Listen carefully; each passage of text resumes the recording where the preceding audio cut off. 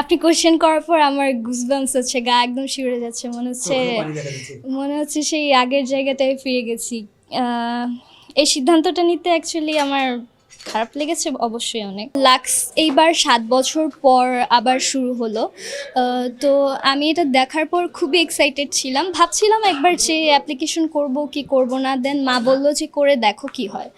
দেন এত পার্টিসিপেন্টসদের মধ্যে আমি ওখানে অ্যাপ্লিকেশন করলাম। অ্যাপ্লিকেশন করার পর আমাকে টপ 100-এর কল দেওয়া হলো। টপ 100-এ যেদিন যাই ওখানে বিভিন্ন ধরনের জিনিস করা লাগতো, অনেকগুলো সেগমেন্ট ছিল। ভবিষ্যৎ হোক নিরাপদ, বিনিয়োগ হোক বিশ্বস্ত, আর আমার পছন্দ সল্ট বে। ওয়েলকাম টু সল্ট বে। জয়া ম্যাম, মেজাবিন আপু, আরও অনেক মানুষের সাথে দেখা হলো। দেন সেখান থেকে আসার পর ভাবছিলাম যে আমি কি টপ 12-এর কল পাবো। খুব সংকোচে ছিলাম যে এত 100 জনের মধ্যে আমাকে কেন টপ 12-এ নেওয়া হবে। এগুলো ভাবতে ভাবতে হঠাৎ একদিন রাতের বেলা আমার কাছে কল আসলো যে আপনি টপ 12-এর জন্য সিলেক্টেড হয়েছেন। বাট মেবি আনলাকিলি অর লাকিলি ওই টাইমে আমার এইচএসসি পরীক্ষা চলতেছিল। সো যেদিন আমি কল পাই যে আমি টপ 12-এর জন্য সিলেক্টেড অ্যান্ড আমাদেরকে বুট ক্যাম্পে যেতে হবে, ওখানে একটা সার্টেন টাইম থাকে যেটাতে বুট ক্যাম্পে অংশগ্রহণ করতে হয়, নিজেদেরকে গ্রুম করতে হয়। তো তারপরের দিনই আমার এইচএসসি এক্সাম। সো টপ 12-এর কল পাওয়ার পর মানুষের লাইফে এরকম একটা টাইম থাকে না যে দুইটা খুবই ইম্পর্ট্যান্ট জিনিসের মধ্যে একটা জিনিসকে বেছে নিতে হয়। সো যেহেতু এইচএসসি এক্সাম, এত বড় একটা সিদ্ধান্ত জীবনের, এত বড় একটা এক্সাম, সো লাক্সকে বাদ দিতে হলো। আমি এইচএসসি পরীক্ষা দিতে চলে গেলাম পরদিন।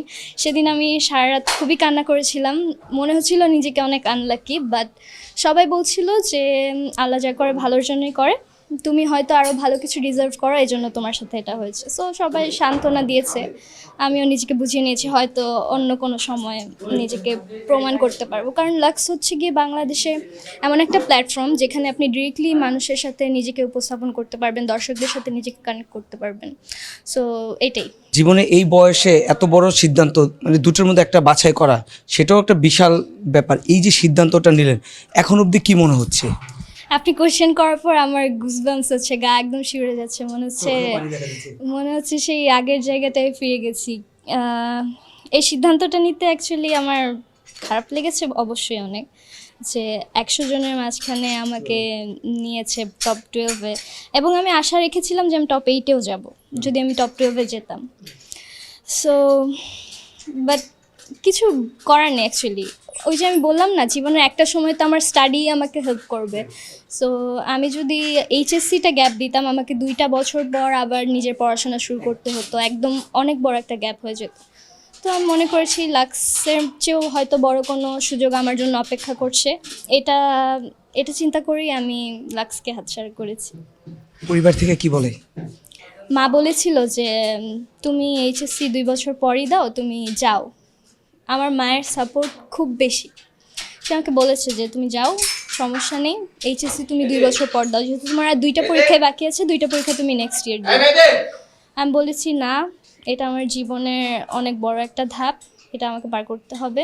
লাক্স আরও অনেকবার আসবে, আমি হয়তো নেক্সট টাইম চেষ্টা করবো আবার, কিন্তু আমি এইচএসসি মিস দিতে পারবো না।